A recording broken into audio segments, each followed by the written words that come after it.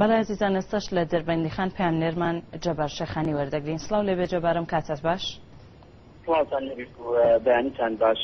بۆ یەکەم جار لەسەر ئاسی عێراق و هەرێمی کوردستان لە شارۆچکەی دەربەندیخان مەراسیمی ماڵئاواییکردن لە دوو درەختی بەتەمەن لە ئەم قەزایە بەڕێوە دەچێت. جێ ئاماژەپێکردنە پێش یەکەم جار مەراسیمی لەم جۆرە لە وڵاتە یەکگرتووەکانی ئەمریکا ساز کراوە.